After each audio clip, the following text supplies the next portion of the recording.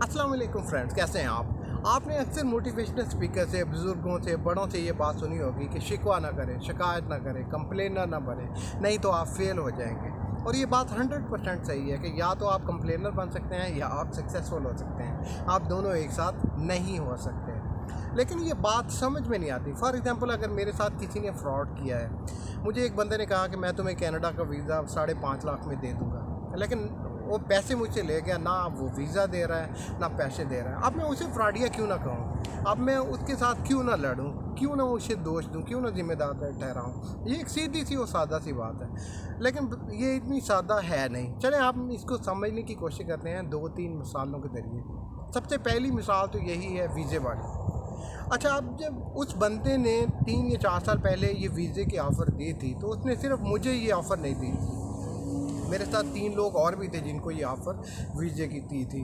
वो बाकी 3 लोग उसके झांसे में नहीं आए, मैं आ गया।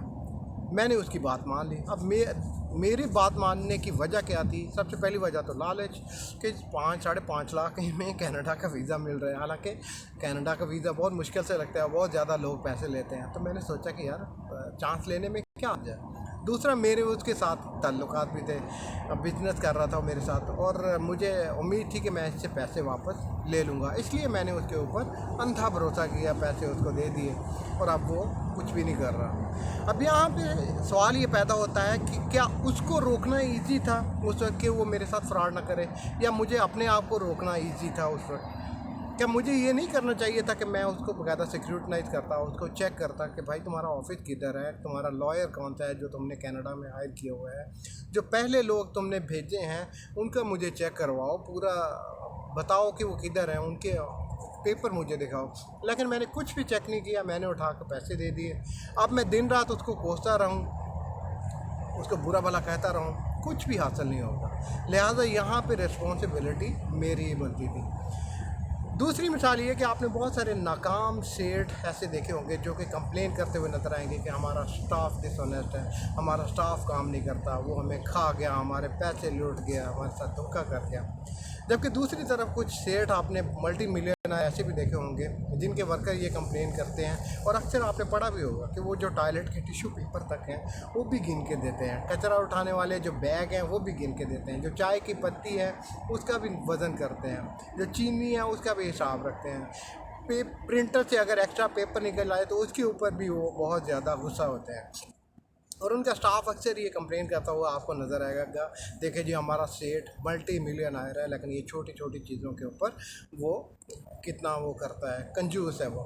हालांकि जब वो ये सब चीज़ें कर रहा होता है, वो उसकी नज़र में क्या वो पेपर की वैल्यू होती है, चाय की पत्ती की वैल्यू होती है, या वो कचरा उठाने वाले बैग को वो देख रहा होता है? नहीं, वो इन चीज़ों को नहीं देख रहा होता। वो अपना एक इमेज बिल्ड कर रहा होता है अपने स्टाफ के सामने। वो इमेज ये बिल्ड कर रहा है कि तुमने अगर एक्स्ट्रा प्रिंट ले लिया या गलत प्रिंट ले लिया तो मैं तुम्हें इस पे नहीं छोड़ता, अगर तुमने बड़ा कोई ब्लेंडर किया तो मैं तुम्हें बिल्कुल नहीं छोड़ूंगा। इसी तरह वो अपने स्टाफ को कह रहा होता है क्योंकि मैं टिश्यू पेपर तक ख्याल रखता हूँ, इसलिए कोई भी बड़ी डिसऑनेस्टी तुम नहीं करना, अगर करोगे तो मैं तुम्हें बिल्कुल नहीं छोड़ूंगा, फायर कर दूंगा। और ये तो उसका इमेज ये पैदा हो जाता है, और वो सक्सेसफुल भी रहता है। कोई भी जुर्रत नहीं करता उसके साथ वो मकसद बेईमानी कर जाए या उसको खा जाए या उसको धोखा दे दे।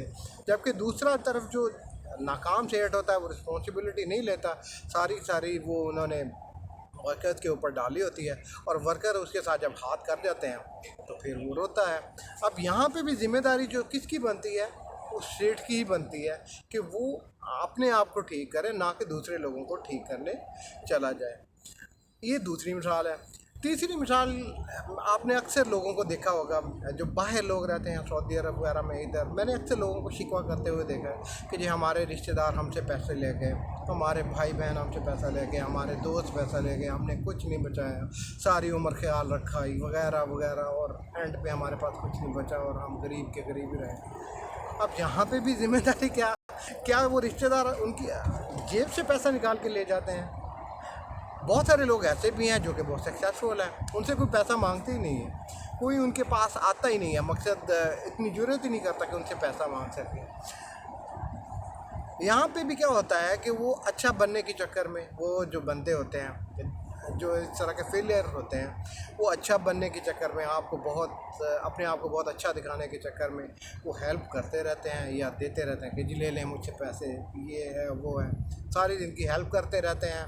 जो मकसद निकम्मे रिश्तेदार हैं उनको खिलाते रहते हैं, सब कुछ करते रहते हैं, और जब टाइम गुजर जाता है तो फिर उन्हीं को दोष देना शुरू कर देते हैं। हालांकि रिस्पॉन्सिबिलिटी उनकी अपनी बनती है कि अपना इमेज ही एक ऐसा रखें कि भाई अपना काम करो, मेरे पास इतने पैसे फ्री के नहीं हैं कि मैं आपको दे सकूं।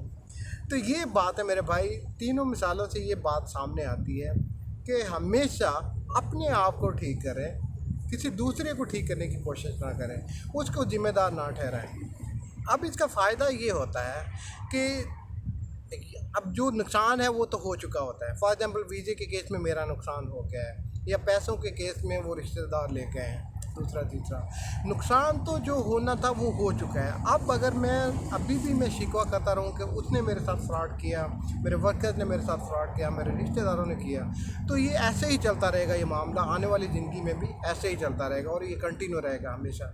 लेकिन अगर मैं अपने आप को रिस्पॉन्सिबल ठहराता हूँ तो मैं अपने आप को करेक्ट करना शुरू कर दूँगा। मैं अपने अंदर खामियाँ तलाश करना शुरू कर दूँगा कि यार कौन कौन सी ऐसी वजह है जिसकी वजह से लोग मुझे इतना ईजीली इस्तेमाल करके और मेरे साथ हाथ करके निकल जाते हैं, और मैं अपने आप को ठीक कर लूँगा बजाय इसके कि मैं दुनिया को ठीक करूँ। तो ये बात है, ये चीज़ है कि बजाय किसी को आप जिम्मेदारी ठहराएं, किसी के साथ कंप्लेन करें, किसी को आप धोखेबाज कहें, अपने आप को ठीक करें और अपने आप ऊपर जिम्मेदारी लें ताकि कोई भी बंदा आपके साथ ज़्यादती ना कर सके। Thank you for watching. अल्लाह हाफ़िज़।